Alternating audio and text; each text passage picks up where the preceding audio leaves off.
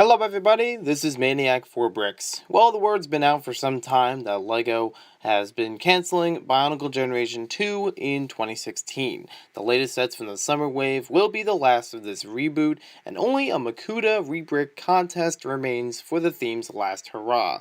LEGO even stated that some countries will not receive the latest wave of sets, and in their mind they had a good run reviving the old theme for new and veteran fans. But many fans have speculated this generation to be doomed long before this announcement. I tried to hope for the best, but I couldn't help but see some flaws in the return of Bionicle. So for today, I'm counting down my top 5 reasons why I think Bionicle is being cancelled.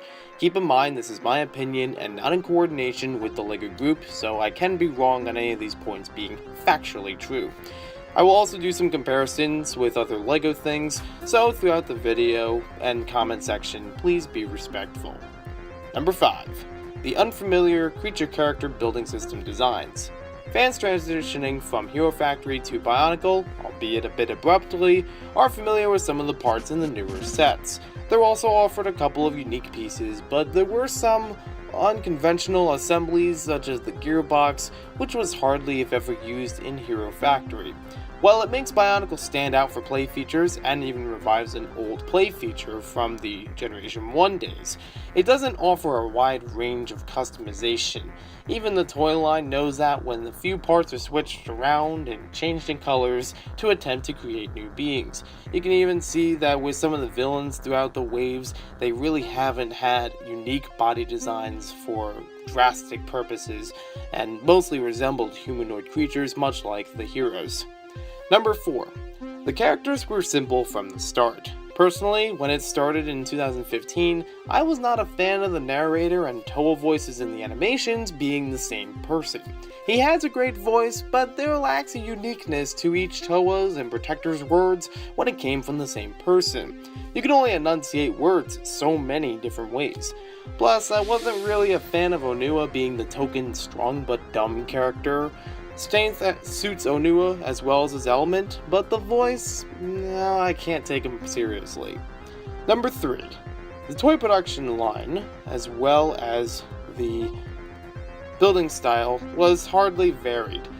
Take a look at the line of Bionicle figures in the early years. 6 figures in the first wave with 6 supporting figures, 6 opposing figures in the second wave with a Titan or vehicle, more of an advanced build from all the others, and there was a play feature or gimmick that they all used to interact with each other, and kind of tie the year together. Let's try Hero Factory, and granted it's not perfect either, heck, I'll say it here, in my opinion, Bionicle Generation 1 was not perfect.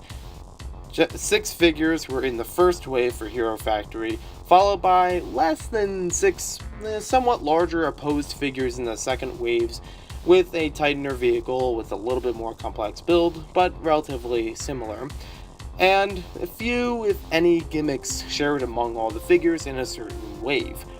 Now take a look at the Bionicle Generation 2. 6 figures in the first wave with 6 supporting figures.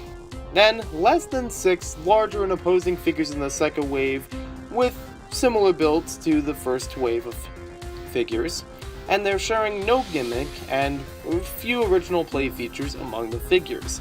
I'm not saying gimmicks are always a good thing, but they do keep kids engaged in the sets outside of the standard construction. But looking again, even the larger villains aren't always unique, as I mentioned earlier. In fact, they almost look like the Toa skeleton-wise, but with different armor pieces.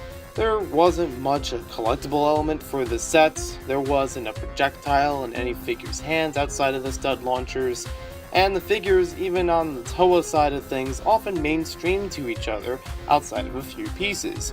We'll talk more about that in a separate video, looking more specifically at Pohatu, one of the more unique figures in building design throughout all of Bionicle Generation 1 and 2. Onua was unique in 2015, now he's only slightly more brawn than the rest, and as I mentioned before, Pohatu used to be a vastly different figure in terms of construction, but now kinda has a color swap of just about any other Toa. Number 2. The Bionicle story was underwhelming and hardly an impact or even hardly had a universe. This generation is considered a reboot, having no relevance to the preceding 9-year-long story. But not only is this a rebooted series, it has a more simplified story. In the world of expansive stories from Ninjago, Legends of Chima, and even Exo Knights is getting to the ranks, Bionicle made things too simple, especially for their villains. Why should we fear the Lord of Skull Spiders? How powerful can Makuta become? Or what about world building? Can anybody in the audience name the characteristics or culture of the Akodo tribes?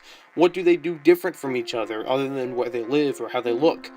Well, not really any evidence to show. And unfortunately, we didn't even get a closure for this generation as to where the Toa came from and how they were created, questions lingering since the first animation. At least in Generation 1 Bionicle, they had a little bit more of the Toa's backstory at a later time and made them more significant. Also keep in mind, I haven't watched the Netflix series nor read any of the books. I was mainly looking at the Toas as figures in the toy line. When I was in Generation 1 Bionicle, I didn't read the books often, but I did collect them. But the comics were strong enough to draw me into the world and supplement of the video games and movies, kind of backed up a couple things, although they are a little bit off from what the main storyline is supposed to be. Number 1. Bad timing led to the lack of appeal. For older fans, this couldn't be a better time for newer and upgraded versions of Bionicle sets, but for younger LEGO fans, aka the target audience of the LEGO group, this was unfortunate in timing. Many younger LEGO fans have grown to like Ninjago, enough to keep the theme running twice as long as the planned run. In my opinion, Ninjago is the new Bionicle. Their LEGO IP that's full of story, characters, artifacts and collectibles, for lack of better terms, and functionality. Ninjago had a mass marketing behind it as well to make it something great, and it's proven to be a successful theme for LEGO in the past 5 years. The expansions to television shows, video games, and now a movie that's going to air in theaters in a year or so, proves that Ninjago was the preferred, story-driven theme for younger fans of LEGO. Those who grew up with Ninjago hardly knew about Bionicle and may have known a bit about Hero Factory, and its construction nature is unfamiliar to them compared to the studs and minifigures that many LEGO themes share. Despite Bionicle's stronger and more posable figures, Ninjago is the in thing for this half of the generation. Honestly, I like the concepts for the set designs, but the execution for them was uninspired. Developing the characters wasn't done in the widest of media, the animations, but rather instead having a Netflix account to watch the movies. Even Ninjago did better drawing in before its TV show aired, and that involves the story writing aspect.